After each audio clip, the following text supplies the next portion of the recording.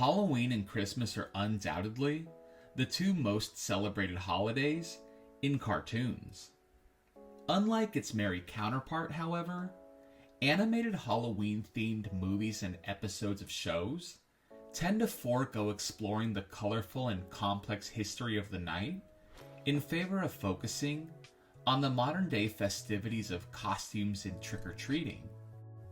Thankfully, that past hasn't been completely overlooked, and in fact, is featured prominently in the 1993 film The Halloween Tree. Based on the 1972 book of the same name, penned by literary master Ray Bradbury, known for his classic stories Fahrenheit 451 and The Martian Chronicles, The Halloween Tree is a rousing adventure through time, touring the various ancient origins of the night, all while attempting to rescue a literal lost soul. The film manages to impart centuries of wisdom and delight, but receives nary more than the occasional scant mention as Halloween trivia, while easily deserving of being a permanent fixture in anyone's October film rotation. It's an all-out escapade that embodies the spirit, and spirits, of Hallows Eve new and old. So join me as we discover the true meaning of Halloween and get into the twisted world of the Halloween Tree.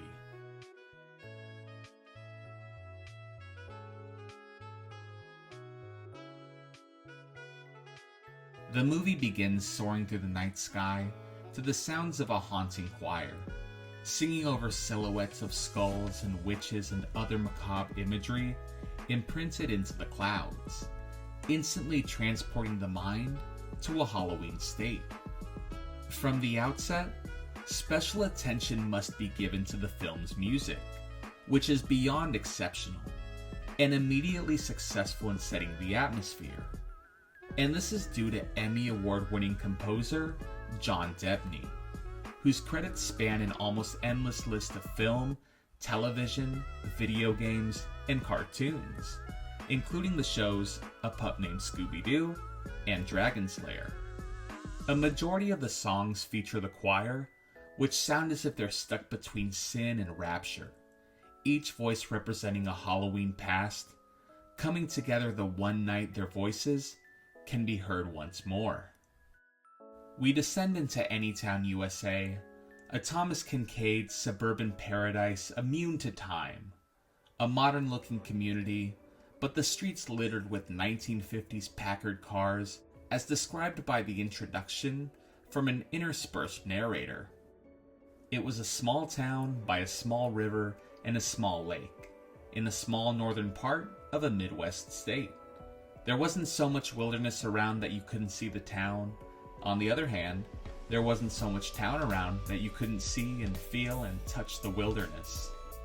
The wording is a flowing dance of playfulness and intrigue, inviting the creation of a world within a world, its past, its present. And the flowery language which is so naturally spoken was written and narrated by author Ray Bradbury, whose aged voice carries an excited dignity and control of the story. Having the author narrate his own story in a film adaptation is an uncommon yet unique experience. Being able to hear the writer's take on his own words in his own words, getting the cadence of how it's supposed to sound from within his head, gives an added credibility to the tale he's reciting, as if he's experienced this life before. Thrust into the town on Halloween night, the houses all assemble their last-minute pumpkins and decorations as a girl named Jenny rummages through her basement, looking for a broom to complete her witch costume, saying to herself, "Pip is going to love this." In another home, a young boy named Ralph, putting the finishing touches on his mummy costume, sprints out the door uttering, "Gotta go, can't keep Pip waiting." Wally, the next kid, looks at his monster costume in the mirror, satisfied it will be sufficient enough to scare Pip. And finally, Tom Skelton, who fishes a skeleton bodysuit from a box in his attic, and once he sees the time, scrambles downstairs, commenting to himself, "Pip is going to kill me for being late." Within 3 minutes, we've been introduced to 5 different characters, but the one most in my mind has so far only been mentioned, Pip. There's been nothing to base his character off of, aside from the kids' anticipation of seeing him. They're obviously excited about Halloween, but are more excited about Halloween with Pip. This inferred bond Pip has with the group that's expressed strictly through build-up doesn't tell us who he is, but gives us an insight into one quality he does possess: the ability to bring people together. Trick-or-treating is officially underway, but when the 4 kids meet at the center of town with Pip nowhere to be found, the group decides he must be playing a Halloween trick on them, so they make their way to his house to catch him in the act. As the crew make their way to Pip's, Tom grabs a stick, running it along a fence, clacking between each picket. It calls to the timeless essence that this movie exudes through this primal childhood activity, which remains as instinctual for any kid today. Coupled with a holiday that's practically made with kids at the center of it, that has been celebrated as long as anyone can remember, the movie feels as if it too has been destined to never age. The legend of Pip continues to grow, this time by way of the narrator. Joe Pipkin. Some say that on the day he was born, all the soda pop bottles in the world fizzed over. Pipkin, who could yell louder, sing better, and eat more popcorn. Pip, the greatest boy who ever lived.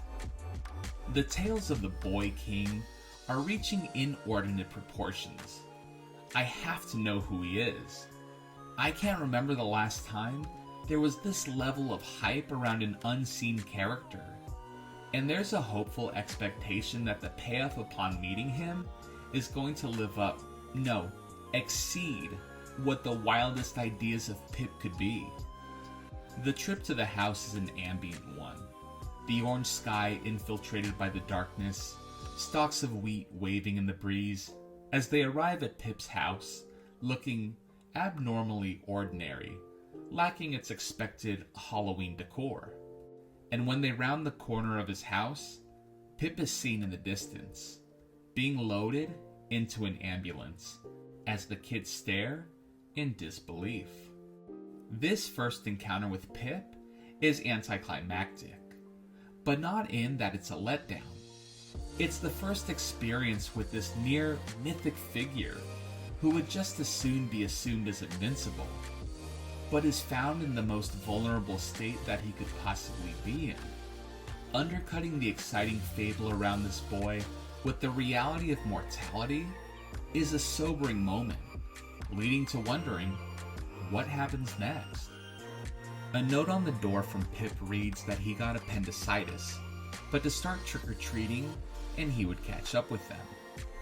They choose to ignore the suggestion though, and decide to go visit him in the hospital.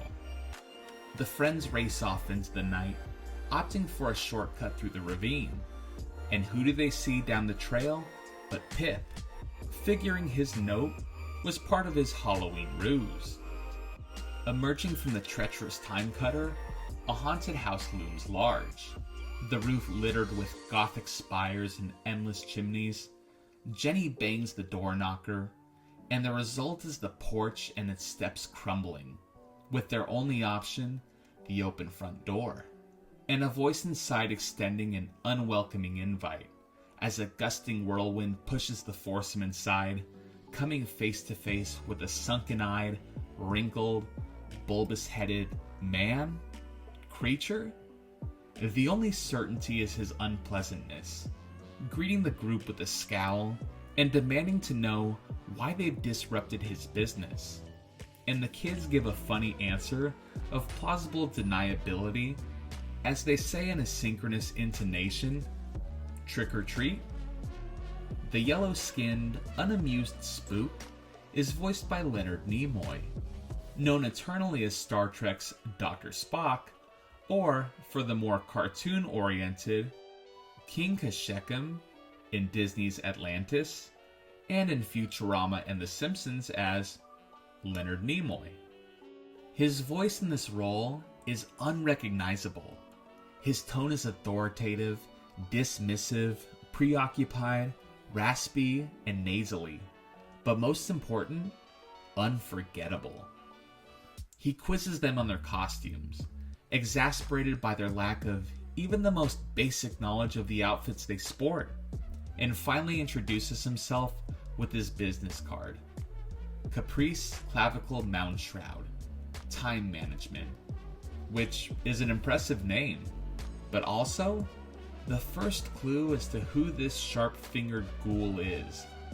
While ushering the group out, Pip, appearing as a ghost, makes a mad dash outside as Moundshroud yells at him about keeping their appointment. The group follows after Pip to an enormous tree, lined with jagged, angled branches with carved pumpkins hanging from them like evil ornaments. It's an eerie decoration, but as will be seen, like most things in this movie, its reveal only raises more questions than answers. Ghost Pip makes his way up the tree, pumpkins lighting in his wake, grabbing the one at the top that bears a face identical to his own, as Moundshroud screeches the pumpkin belongs to him and entraps Pip in a tornado, sending him off into the night. Moundshroud sets out to retrieve Pip, and the kids beg to go with him, which he agrees to, determined to locate the ghostly boy, his fire pumpkin soul, and to teach them the origins of Halloween, which the kids seem strangely eager to participate in. For having met this devil of a man minutes prior, it's funny how quickly they're willing to become his accomplices on this trek, given their lack of knowledge, and that their best friend is now a ghost running from the same person. They lean towards more enthusiastic at the chance of adventure, when they may be better served a bit more on guard. And this leads to a number of intriguing inquiries. Why is Pip a ghost? What's the significance of the fire pumpkin soul? Who is Moundshroud?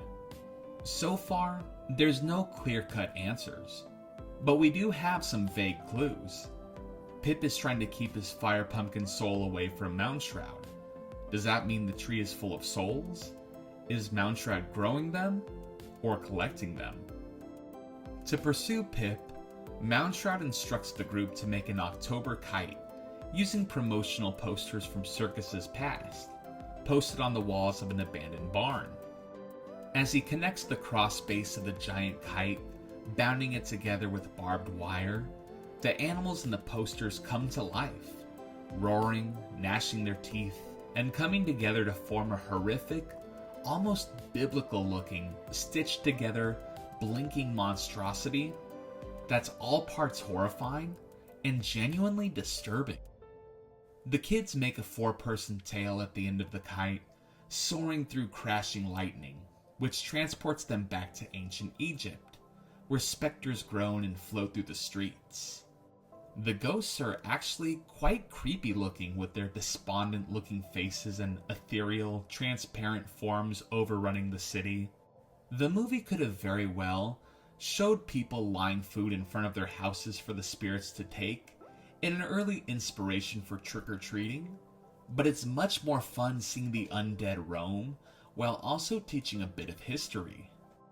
They enter a home and participate in the Feast of Ghosts, where they discover it involves eating dinner with a mummified corpse. Again, shown in such an entertaining way, it's hard not to retain the pieces of knowledge from these memorable scenes. Pip darts from the house and leads the kids to a pyramid, where Moundshroud explains the history behind the mummy costume. It's how Egyptians dressed up their dead for eternity. Spun around in a cocoon of threads, they hope to come forth like fresh butterflies in some far, dead-loving underworld. Ralph finds Pip in a sarcophagus, being prepared for the afterlife, and promises he'll get him out, whispering, "You're the only friend who never made fun of me wearing glasses." It's a sweet sentiment Ralph shares, and makes you believe that not only is Pip this valuable friend to them, but also in a way, their hero. Pip escapes his tomb by spinning the pumpkin, traveling into a vortex with his friends on his trail, as they arrive in the Dark Ages at the center of Stonehenge. With night consuming the landmark, they get another lesson from Moundshroud, telling how the belief was that those who had died during the year became beasts, specifically black cats, which are bad luck because of Black's association with sin. The scene is short, but is the movie's wildest, with the group standing at the center of Stonehenge, watching Pip's shadow dance across the rocks, shape-shifting into wild animals along with the warping choir music. It's not scary or overwhelming, but psychological, and my favorite shot of the movie. Moundshroud next dives into the sordid history of witches, stating that they had no mystical power, but instead possessed intelligence, and that someone who had their wits about them was deemed a witch, and knowledge was their magic. The squad picks up 4 flying broomsticks and make haste yet again and hunt for Pip through the skies, where Moundshroud and Pip tussle over the pumpkin, causing Pip to plummet towards the earth with a fantastic falling scream. Jenny snatches his hand in midair as he quips, "Some switch, you saving me." But with his grasp slipping, she pleads, "If I ever lost you," and he quips back, "Hey, no tears. Wouldn't you just hate to have Tom see you cry?" Only a sparse few lines are shared about and between Pip and his friends, but they manage to hint at an epic backstory that's irresistible not to ponder the prior context behind their exchanges. How she longingly worries over losing him, how he playfully comforts her. Is it that they're just close friends? Is there more between the two that's gone unacknowledged? There's enough to hint at the possibility, but there's no time to dwell, as Pip shoots into the sky again, pumpkin in hand. The kids land in front of a half-built cathedral, and this is where we get one of the few illusions as to what Moundshroud really is, as he cowers from the holy structure's shadow. When questioned why he won't advance any further, he wryly admits there's some places he's not as welcome as others. Is he a devil? A demon? While it may not be explicitly laid out, one can confidently gather he's unholy. Wally leads the pack to the top of an empty staircase, and Moundshroud advises they build the cathedral with their feet. Wally is understandably reluctant to take the step into nothingness, but Jenny's impatience with his indecision provokes her into shoving him forward. Thankfully, a brick flies beneath his foot to provide him with a walkway, and there's no fallout from this, but that is an extreme liberty for her to take with his life. The kids run and jump their way through nighttime air, pillars and posts shooting up from beneath, as the mighty church builds towards completion, in the most visually exciting scene of the film, to the sound of Moundshroud's cackling in the distance. With the finishing touches being applied, Moundshroud provides one of his own, casting darkness to cover the earth so he can enter the cathedral, begging the question once more, who and what is he? Wally summons the final piece of the church, the gargoyles, made up of beasts and creatures of the night who obediently perch on the outside walls where Pip has been turned to stone, resigning himself to what he believes is his final resting place. Wally begs Pip not to give in and reminds him about a fire that broke out at Wally's that Pip took the blame for, and how he never properly thanked him for it. None of these deeds are ever shown through flashbacks, which would be a logical avenue to tell the story. But the benefit against that is twofold. Having to envision past events yourself gets the creative part of the brain doing mental gymnastics, but more crucially, it keeps you in the moment, not shifting between a fond memory and a dark goodbye, which would create an uneven tone. In this way, it highlights the impact of that memory for Wally, and that these may be his last words to his friend. Pip manages to break free as he arrives at his final destination, the catacombs in Mexico. Down below, the kids come face to face with fresh corpses, who were there because their families couldn't pay the rent for their graves, according to Moundshroud.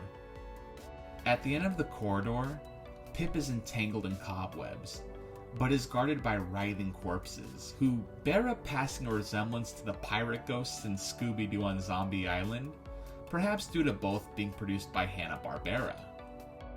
With Tom properly frightened, Moundshroud asks him why he wears bones, making him realize only in facing death directly can you lose your fear of it, which gives him the courage he needs to run past the Bone Guardians. Tom apologizes to Pip, saying the entire situation was his fault, because he once wished for something bad to happen to him so he could be the leader for once. And Pip says he'll let Tom lead any time, further cementing himself as the world's greatest friend. The reunion is short-lived, as Pip crumbles into dust, and Moundshroud laughs, now holding Pip's pumpkin, mockingly eulogizing, "The rent was due, and there was no payment," which must hint that Pip's appendicitis took a fatal turn. But what is Moundshroud's part in all of this? Fearing they've lost Pip for good, Tom suggests to trade Pip's life for a year off the end of his own life. Moundshroud's interest is piqued, but advises him to think carefully, because he may live to regret the bargain. The other kids join in and offer a year off their lives as well, and I know it's a touching, triumphant moment of true friendship, but in reality, it's a short-sighted solution with an entity that was just about to take their friend's soul, and may ultimately end with their own eternal damnation. Pip comebacks to life and bolts from the catacombs, with the kids in tow one last time, racing to his house as he leans outside his second-story window. Trying to hold his emotions together, he tells his friends his operation was successful, if not a little touch and go, and thanks them for everything. Wiping tears of relief from their eyes, they split up, heading to their respective homes, as we get one last glimpse of the Halloween tree, bearing a pumpkin now that looks like Moundshroud. He blows out its candle, evaporating into the wind, taking the pumpkins from the tree with him.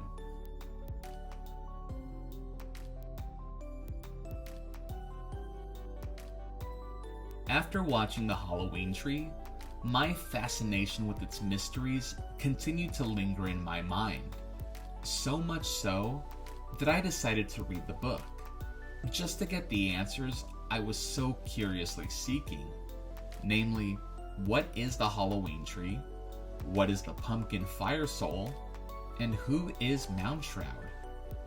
Having completed reading through the entire story, I am admittedly disappointed to report there's no further insight into the pumpkins nor the tree. But at the very end, Tom does ask Moundshroud who he is, and he does respond, and I quote, "I think you know." That answer almost makes it worse than not having asked at all. Ultimately, it doesn't ruin the experience for me. A large part of the movie's allure is the unknown, never knowing the ripple effect of their actions, just what's happening in the moment. Post-release, the Halloween tree has mostly gone quiet into the night. It was recognized at the 1994 Emmy Awards, winning for Outstanding Writing in an Animated Program, and nominated for Outstanding Animated Program. But there was never a sequel, or any attempt to continue with the characters in either written or animated form. In 2007, a replica of the Halloween tree was erected in Disneyland, much to the pride of Bradbury, who was an immense fan of Disney, and 4 additional Halloween trees can be seen on the Disney cruises in October as well. In 2020, there were plans to begin development on a live-action version of the tale, but as of now, no further public announcements regarding its development have been made. This is one of the few instances I can recall where I think a live-action version would be a great idea. The bond between the kids is the heart of the film, and I could easily see this friendship playing out in the same way as Super 8 or It. And if there's a creative direction to take it, look no further than another horror-themed young adult story brought to the screen. Scary stories to tell in the dark. That was done faithfully, didn't pull any punches, and turned out great. I could easily see the same sort of success if this story were to get that same attention and care. It's a shame that it hasn't happened yet, because the movie is unforgettable. And while the future of the Halloween tree is uncertain, what is assured is that this will continue to remain an undeniable classic for Halloweens to come.